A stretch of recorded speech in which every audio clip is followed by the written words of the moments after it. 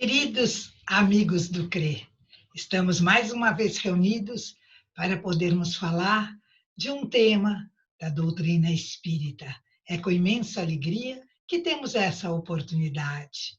Pedimos a Jesus que nos ampare, aos bons espíritos que nos intuam, para que possamos falar do tema relativo a Allan Kardec, cuja festa se dá no dia 13 de outubro, para que possamos relembrar tudo que ele nos deixou, o seu carinho, o seu estudo, a sua capacidade.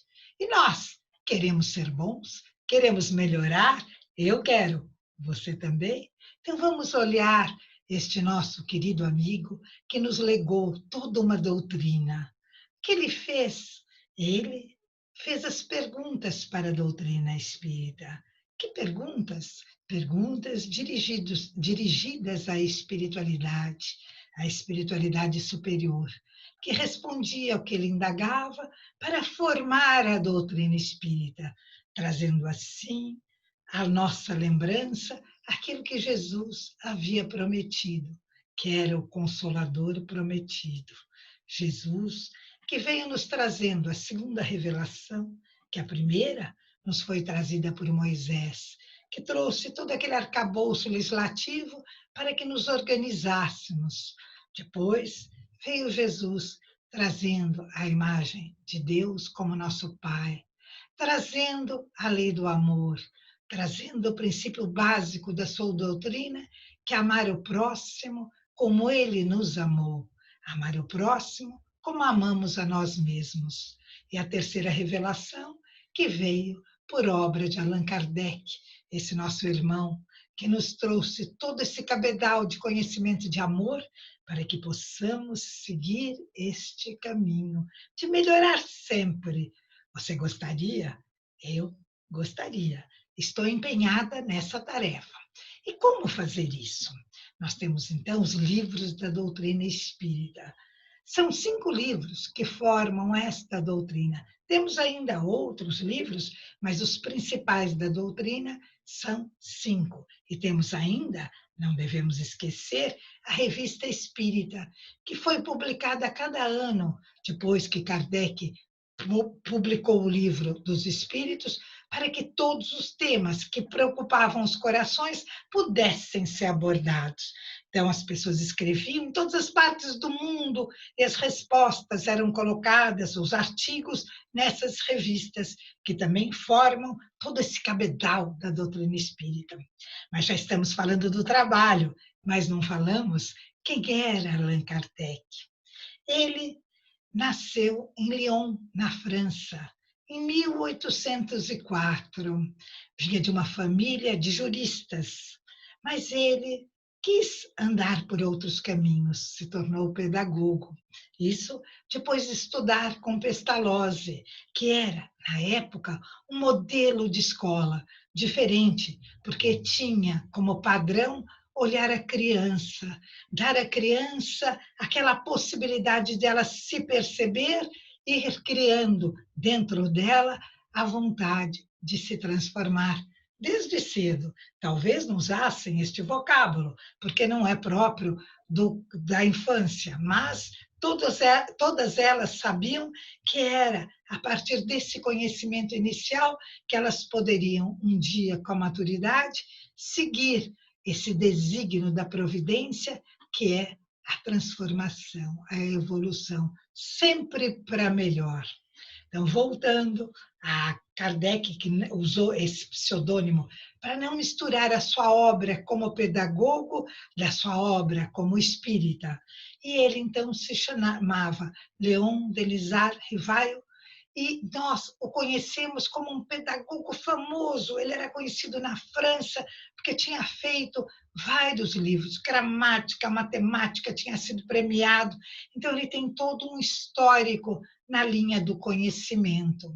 Mas chegou uma determinada época da sua vida, já casado com a sua doce esposa. Os livros que falam dela dizem a doce Amélie. O ajudou muito, o estimulou, o amparou nos momentos de dúvida. Ele, então, através de toda essa ajuda, todo esse amparo espiritual, colocou para a nossa disposição e aprendizado o Livro dos Espíritos, que foi dado a público em 18 de abril de 1857. Esse livro inicia uma nova fase. Nós tínhamos, então, o espiritualismo que já preenchia os corações, mas ele estava ao lado do materialismo, porque estávamos numa época em que as ciências já estavam se separando da religião, se formando, e elas, então, formavam um conjunto, materialistas e espiritualistas.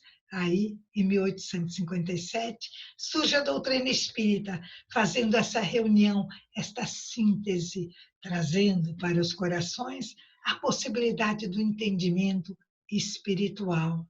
O Livro dos Espíritos recebeu, sob título também, Doutrina Espiritualista, porque na época era obrigatório entrar nesse grupo de espiritualista, mas foi Kardec que propôs o nome espírita. Então, hoje, nós somos espíritas, não espiritualistas. Espiritualistas é o gênero, do qual a especificidade é a doutrina espírita, elaborada por Kardec.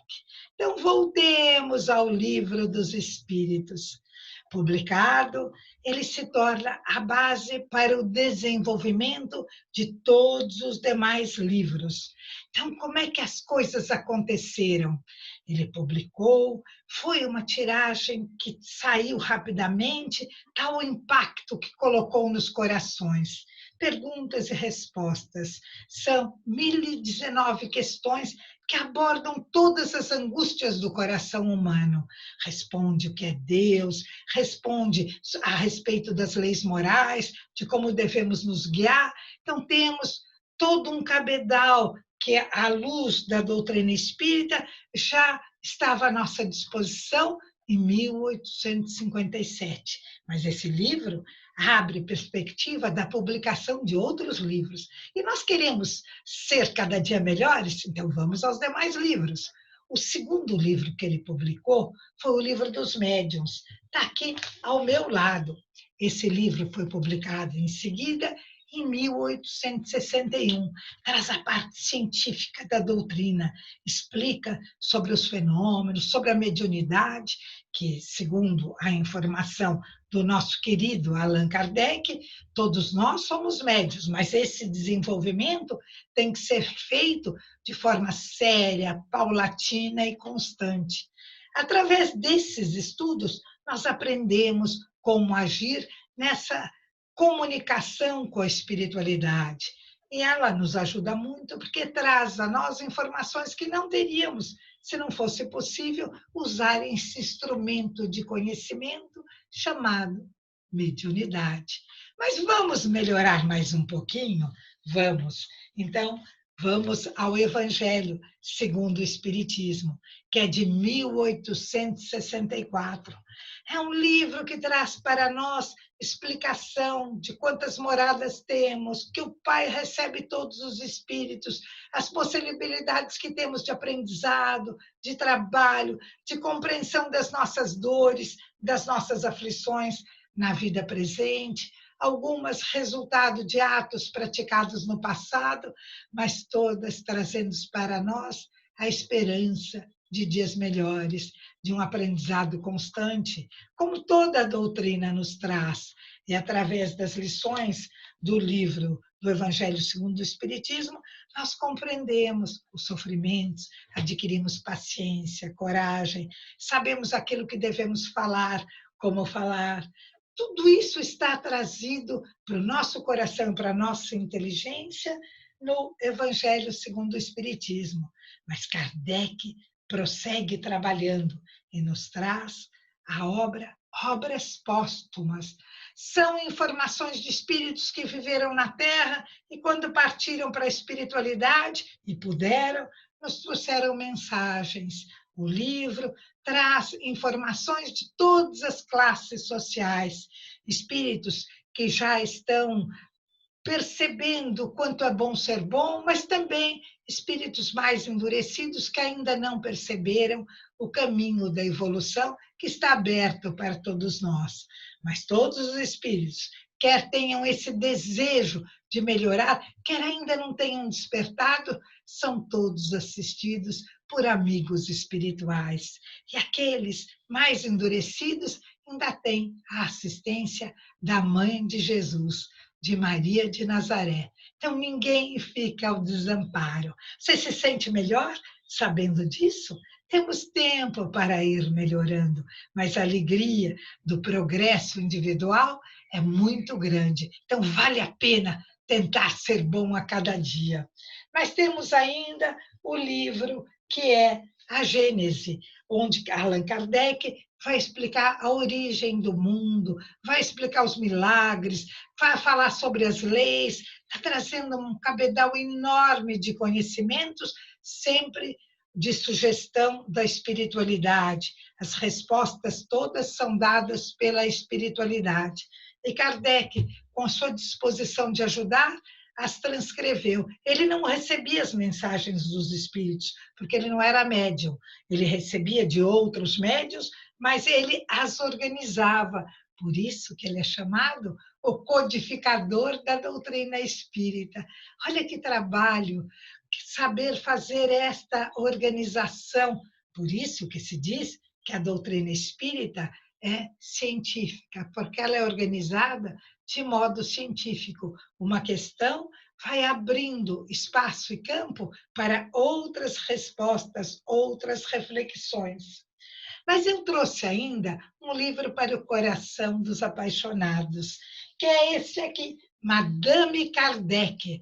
É um livro que conta a história que o tempo quase apagou. É livro de Adriano Calzone. E ele nos traz a história detalhada do casal Kardec.